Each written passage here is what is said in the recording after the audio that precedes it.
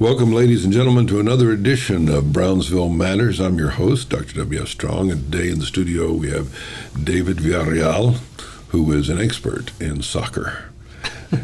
He's a coach here at Rivera High School in soccer, and so we're going to talk about soccer in this region and actually nationally, Mexico, internationally, whatever we want to talk about. But the first question I have for you, David, is do you see, in my childhood, my younger days, long ago, soccer was a hard sell. The kids didn't play soccer; they just played football, American football, and it was the dominant sport, and still is the dominant sport. It has actually eclipsed baseball, which used to be called America's sport, America's pastime. So what do you say to that? Is soccer a hard sell for, perhaps not in this region, but nationally? Are things changing? Is it on the rise? What's happening? It has been changing over the years. It used to be a hard sell, and right now it's growing exponentially. Now you even have the women's soccer leagues that are growing here in the U.S. and also in Mexico and Europe and everything. Mm-hmm. So it's getting up there with football, with baseball and stuff like that. Well, here locally you have a lot of interest in soccer. And I think because of the proximity to Mexico, I would imagine a lot of people have that heritage in their families of watching football with dad. Watching soccer with dad and grandpa. Because we have the heritage here of people watching with their fathers, grandfathers, whatever. And so it's strong here, but is it on the rise even here, getting stronger with greater numbers of people wanting to play? Like at Rivera High School, do you have more students wanting to play than you can accommodate? You get to that point. We've had a lot of students that are wanting to join soccer. You have a lot of recently in the recent years, a lot of soccer academies that have emerged. Mm-hmm. Before it was just the volunteer coach or the parent that would just put a team together so they could play. Now, you're starting to have people more developed, and several academies. You have Tigres Academy, you have Nido Águila, you have Monterrey Academy, and from all ages. So they start them very young. Yes, they start them very young. In reference to that, there's a lot of support. There's a lot of nowadays. There's more support, and there's more financial support also. You have more sponsors that are willing to help out. We used to have a traveling team, and it was pretty hard to get sponsors. Yes, I'm sure. And then to get coaches who want to make all those trips and be responsible for these kids. Yes, you have to have, more than anything, you have to have the passion for it. You have to have the passion for it. If you didn't have the passion for it, you wouldn't have that support, for the students. And it's grown from the time that I started back in 1999, 2000, till now. It's grown a lot. Mm-hmm. It's grown a lot. And the interest also. But where did that passion come from for you? Where did the passion come from? For me, I've always been into soccer. I've always liked it. I always played it on the streets and stuff like that. Like I tell you, I come from a broken family. I started with my siblings, my younger siblings, supporting them in soccer so they would remain occupied. And then I put them into traveling teams, and I started supporting them. And then the person that had the traveling team invited me, so that's how I started getting involved. And it, from a hobby, I wanted to be a profession. Yeah. Well, the thing I like about soccer is all you need is a ball. You can play it anywhere, kind of like you said, in the street. You can play it in a backyard. You can play it on the beach. It doesn't take a lot of space. Not like you have to have for a professional game. You can kind of make a little makeshift territory, and you can play an alley, right? Yes, that's the beauty of it. It just takes like you say, just a ball and the person that wants to play it. You can even doing drills by yourself and stuff like that. It could take two passing, so it is a lovely sport. Yeah, you can even just find a good wall. Yes, and you yes. can kick to yourself. And I've seen kids out on the practice field just, hitting goals on their own, just kicking into the net. And those a lot of those players that spend time with the ball, I mean, by themselves, I mean, playing around with it, they start developing skills, and then it comes like knowing how to play in the team for the team. But those people, I mean, they do get a lot of skills because they start seeing what the ball does if you hit it this way or that way. So, I mean, they get pretty skillful. I saw a video of a guy in London who just took a soccer ball and he would roll it down the street, about 15 yards. He'd roll it to a guy who was in a suit, with nice shoes. It was in a business district. And some of the guys would just let the ball go by, or they just kind of kick it off to the side.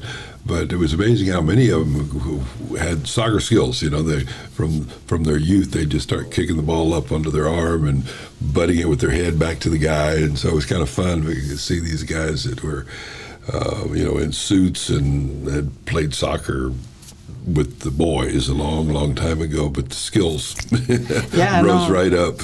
and like there's a lot of people out there that, I mean, they'll play, like you say, anywhere. I mean, it doesn't matter if it's turf, it doesn't matter if it's grass, if it's concrete. I mean, it's soccer. You play it.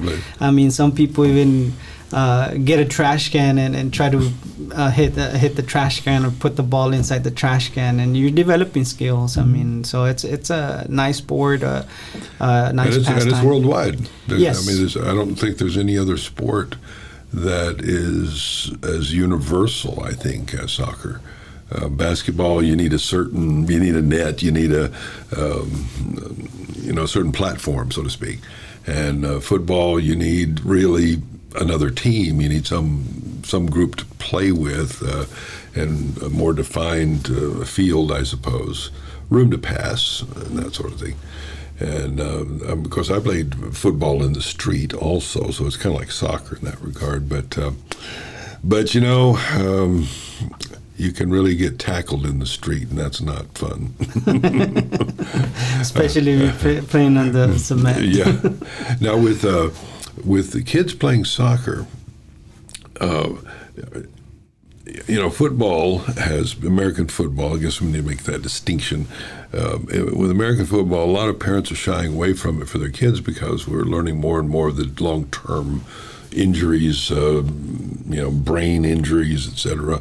And so a lot of parents don't want their kids going that direction. They would prefer that they play soccer because the injuries are less troublesome. I mean, I know you get injured, and certainly you can have head injuries, but it's not as common, I think.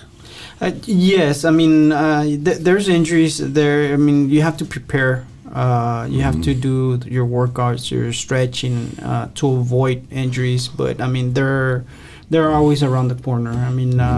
You do have collisions and things like that. Yes, I mean, But has there ever been talk about using helmets in soccer?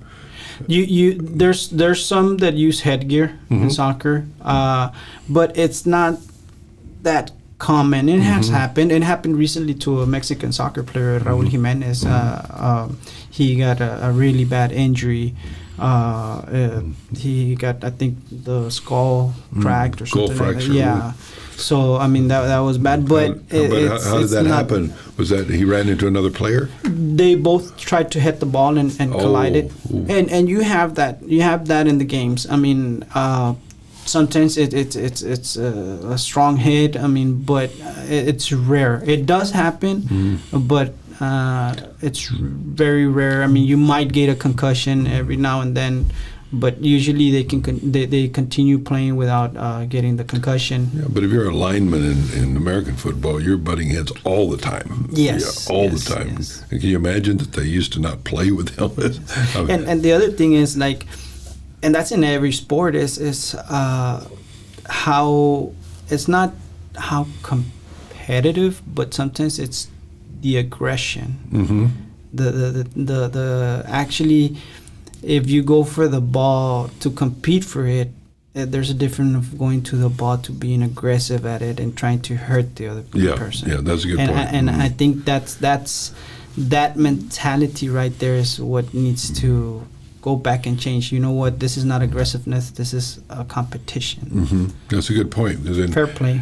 In football, if a receiver catches the ball, there's a need in the guy that's tackling him to dislodge the ball from him, to hit him so hard that he will drop it. Yes. And in soccer, it's just a competition to see who can command.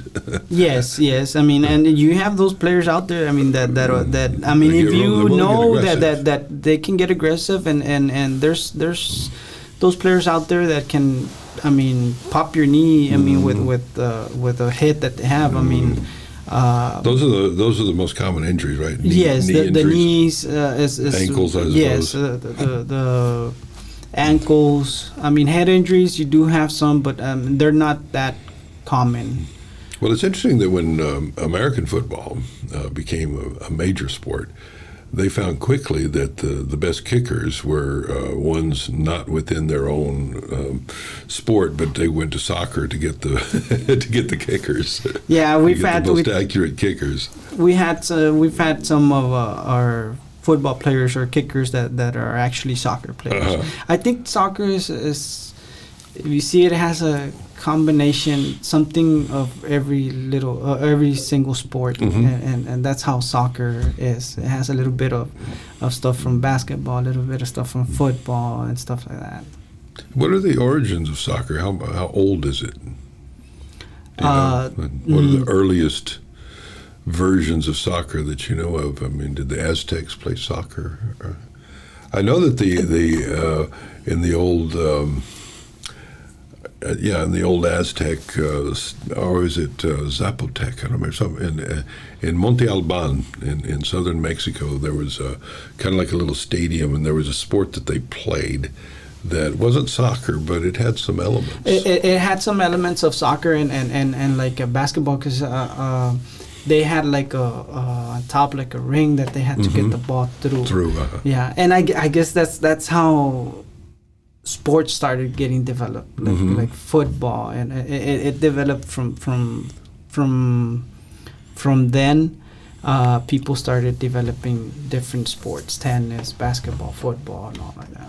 Yeah, if you go back to ancient Greece, don't really know of what you might call a ball sport. Most of it was running and wrestling, what we would call track and field. You know, the early Olympics for that, and the Romans were really into chariot races and stuff like that. So I'm not certainly an expert on the archaeology of games, but just off the top of my head, I don't think we developed ball sports until, at least in the Western civilization, until a good deal later.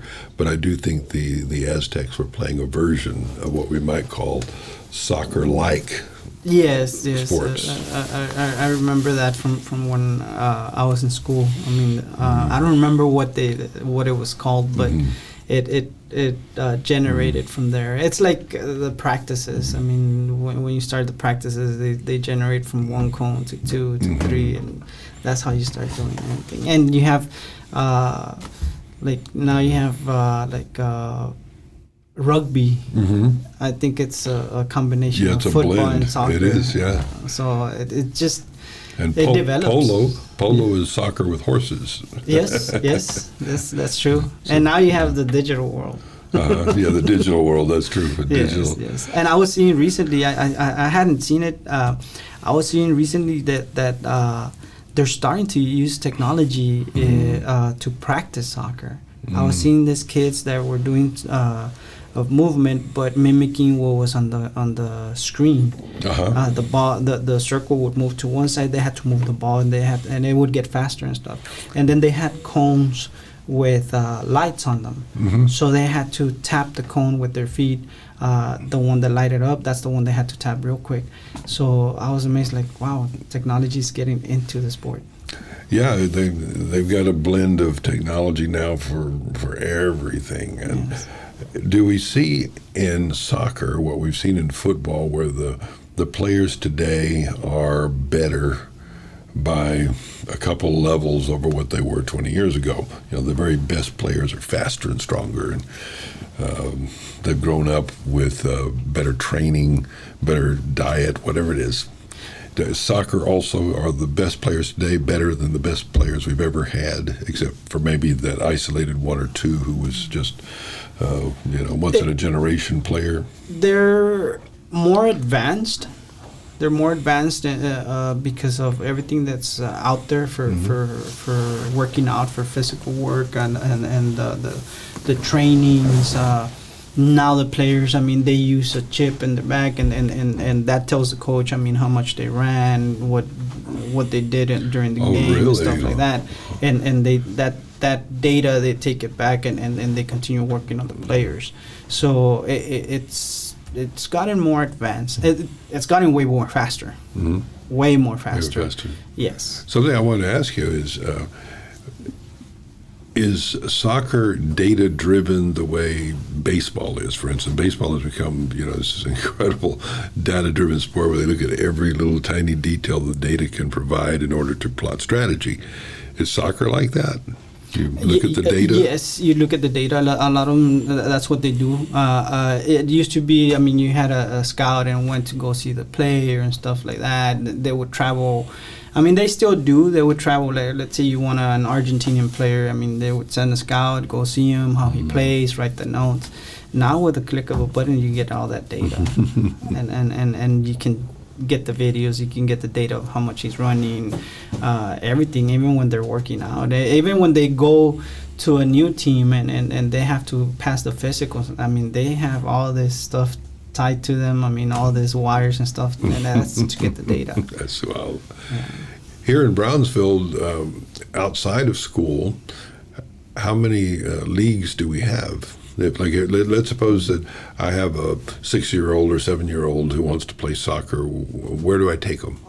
There's Boisa, there's Brasa, and there's Barracudas. Barracudas is the indoor.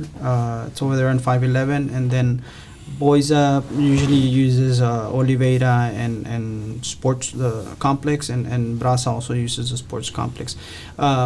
For male, there's a lot of leagues. Everybody has a league. They just don't play in school. They some of them have a game, have 2-3 games in a week. They play at school, they go play at Brasa, they might play at Boisa also with the traveling teams and stuff like that, and then they have the indoor team that they're playing. So some of these kids, they play a lot. They play a lot. The women's side, that's where we're having to start to grow. That's where we're lacking on that, because there's more co-ed and there's very little leagues for the women's.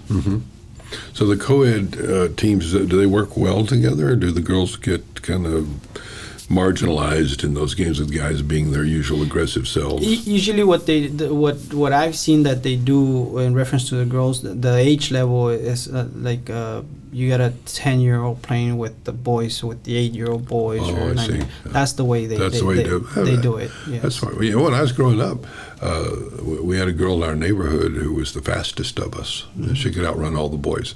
Oh no! You have some girls out there that man, do they have skills? Yeah. Yes, and you have some fast ones out there. There's a lot of talent, and it's gonna eventually have to grow. It's gonna grow. I think what's gonna help is nowadays. Like I tell you, women's soccer is growing, and see, if you see certain leagues, the girls are more. They're going to be more tougher. They get hit, they fall, get up, and continue. And sometimes you see the guys that they get hit, they roll over and stuff like that. But the girls are getting out there. So they're not learning from the professional soccer players to fake that injury and suffer. No. They're just going at it. We currently have. I have 2. Older players, they're already graduate, but they're elite players, and they're trying to go pro, and they're knocking at that door, and it's hopefully one might get pro from Brownsville. My wife is from Mexico, grew up in Mexico, and so whenever there's the Mexican team is playing in the World Cup or any type of particularly international competition, she always pulls out the the Mexican flag shirts, and she sits to watch the game because she watched with her father a lot when she was growing up. And so I've learned to like soccer because she likes it so much, and like everything, if you learn the rules and the strategies, you'll enjoy it more. Just like a lot of people don't like American football because they don't understand the strategies involved and the rules. And any game, whether it's digital, whether it's chess, doesn't matter. If you don't understand the rules, you can't understand the strategies, and you can't enjoy it. We used to have at one point I had like 8 teams from little ones to high school to open league already graduated students, and at one point in my family only my mom and my older brother wouldn't play. We're 8. So my sisters, my brothers were playing, my aunts were playing, the little ones were playing. If you wanted to go look for us, go to the soccer fields. That's where you were going to find us. So it's been a family thing. So your family reunion is just a soccer game, right? Oh yes. Thanksgiving, Christmas, it has to be with the game. And I had my brother-in-law. He didn't play soccer, and he used to say like, you guys are running like crazy around chasing a ball, and he would always criticize. He started playing. He got hooked. He used to be a truck driver. Sometimes he would get off the truck with the cleats already on. And I thought you said it was just for people who were just chasing the ball. So he's hooked into it. He would even get upset when he would sometimes want to play because he has the field in the back of the house.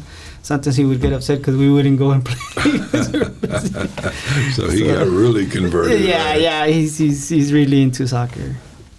Well, it's also a wonderful sport for all ages because it's good for fitness. It's just a lot of running. It helps. It helps a lot. Me in particularly, I love the sport. I have the passion for the sport. But, and it's health-wise, it helps you. But one of the biggest things that I try to do every time is change the life of one of the players. Build their confidence, because you got all type of players playing. Sometimes it's a way out, or it's a safe place for them, getting away from whatever issues they have. So I always look to be able to change a person's life through soccer. That's the greatest thing that I get out of it. Well, many a sport has been promoted in communities to, as they say, get the kids off the street and give them an alternative from the attractions of gangs or just idleness. It gives them something to do to develop a passion that's positive, and so that's the beautiful side effect of this. Builds confidence and connection to a healthy enterprise in life. Yes, me personally, I've never, I've trained soccer. I've trained so many girls and boys. Never charged for it, just doing it out of passion. I think if depending where you live, depending on the financial status and stuff like that, if we support, even if we don't have to charge and just do it for those kids, that'll help them have another mentality, because it does help you in the future in life. Because if you start by not knowing soccer and then you start learning, your confidence starts building up, and you break all these barriers. So when you go out in life, if something comes up, soccer prepares you for that. Like it'll help you. Like, you know what? If I could do it in the sport, if I was able to manage some problems, why not? Why not this too? Right. So it's actually also life lessons. Austin has a professional soccer team, and seems to be well supported by the community. And do you see a time when we might have that here in Brownsville? Might have a professional, or where we could play America or other, well-known Mexican teams? I do see it. I do see it sometime in the future. We're all still learning. Like, for instance, how big a stadium would you need if you wanted to, really have the kind of income necessary to support a professional soccer team? Do you need a stadium that seats 30,000 or 20,000? Is that good enough? How big a venue you need for that? I haven't checked into that. I don't know the amount of seats that you're required, because I know you have to have a certain amount of seats, and you have to have like the lockers for them to change and stuff. They do, to have a professional team. I mean, it also comes with some regulations in reference to having what you must have. What you must have, yes. And I see it. I mean, one of the things that we're still progressing, I mean, is player development, because sometimes player development. And also, as parents, knowing how to be a fan, not trying to coach from outside, not getting after the kid because they didn't do good. It's just positive support, because unfortunately, if you go and see a 5-7-year-old game, sometimes we haven't learned. For them, it's recreational. For them, it's a learning process. And sometimes we're wanting for them to compete. And that itself is a problem, because you're going to get the player to no longer be interested. Because, I mean, either maybe the team that they're playing, or maybe they haven't developed, because everybody develops at a different way. Yes. And we have to understand, as a soccer community, that at that level, it's developmental. It has to be fun. It has to be recreational. You start putting competition, and I say start at middle school, more or less. Now, when you start getting competitive, it's at high school. But by the time you get to high school, you have to have some skills developed. And that's, I think, there is where everybody has to learn. Parents, coaches, players. Sure. That it's a process. I mean, there's no reason to be competing at age 8 and stuff. Have fun. I mean, start competing at middle school. And the way it works is, like, you also have to be seeing that, JV Light works for JV Dark works for varsity works for college, and then college works for the pro. I mean, you have to have that, the mindset and everything, because it's not only skills and not only physical, it's also the mentality. Well, the university has a soccer team, right? Yes, the Edinburgh. Yes. Yeah. Yes. We used to have it here. Yes, we used to have it here. I don't know if it's, I had seen that TSC also had a soccer team. I don't know if they still do, because I know some players that used to play for that team. I don't know if TSC does, but I know that when we used to be at TSC locally, and even when we were just UTB locally, they had a soccer team, and they had students on scholarship who played soccer. It was our only really, they had baseball also, but it was, the big sport with the scholarship. And then when we merged with Pan Am and became UTRGV, the whole sports infrastructure, you might say, kind of went to Edinburgh, and that's where everything is, baseball. And then they're talking about football, having a football team at UTRGV within the next few years. So that sounds like that's going to happen. I don't know when, but there's a lot of interest in it. There's money waiting in the wings to come in to make that possible when it is officially announced. And I guess, we'll be the Vaqueros, the Cowboys. Yes.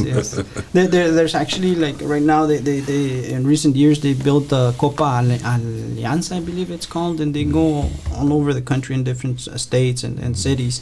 And they have tournaments, boys both boys and girls. Girls. Right now, that Copa, they have a lot of interest in the girls, because it's taking off. Right. The women's soccer league, it's actually taking off, and it's starting to become popular.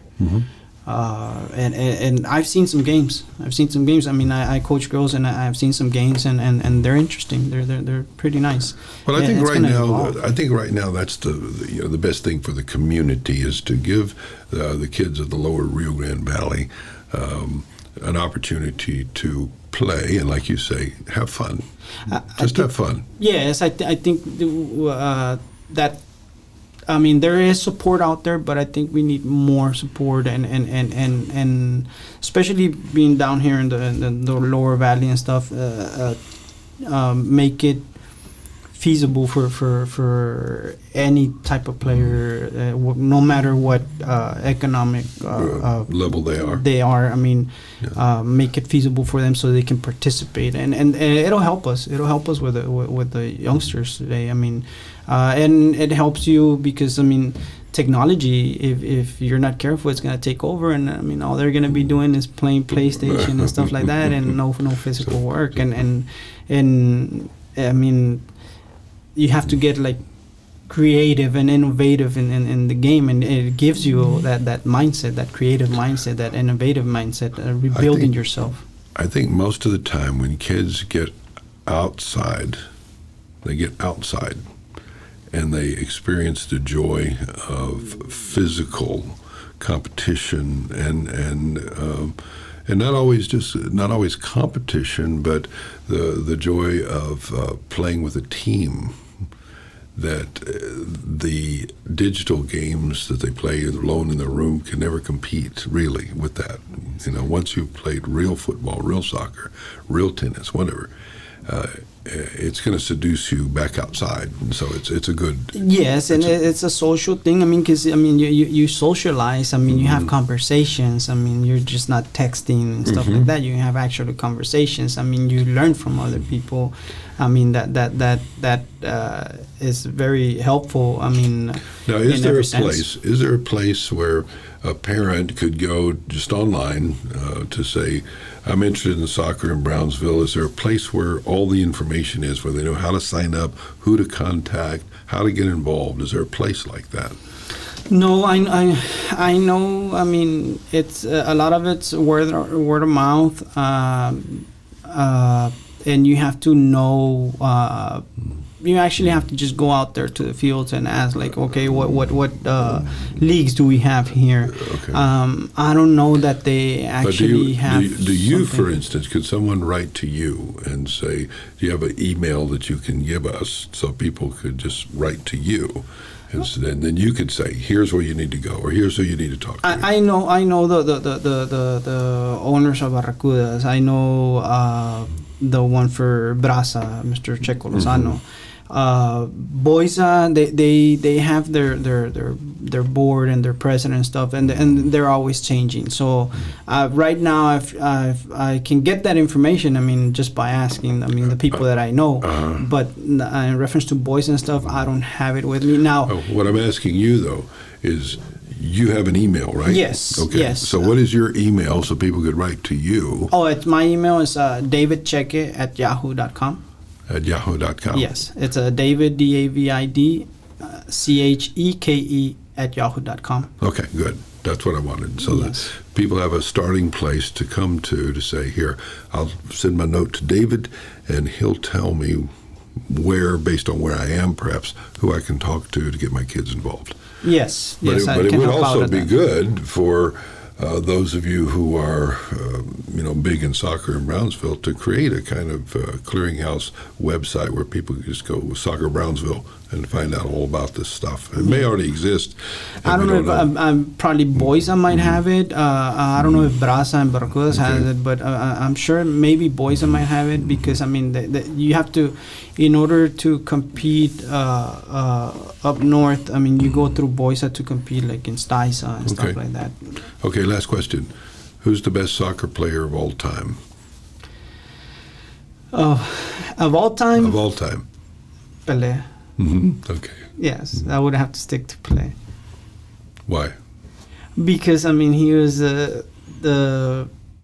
for me the innovator. I mean, and if you look at his story, I mean, where he came from, how he started, I mean, all the adversities he had to, all the barriers and everything that he had to conquer. I mean, that makes him a great player. Good answer. David, thanks for coming in. I Thank you. enjoyed meeting you. Thank you. I have a question. Okay, she has a question. How do you think Beckham is? Beckham? Oh, he nobody can bend it like Beckham. Thanks for watching this BSPA video. Go ahead and hit like and subscribe if you like what you see. And if you really like what you see, go ahead and go to our website, brosoperformingarts.org, and smash the donate button. And then we'll really like you too.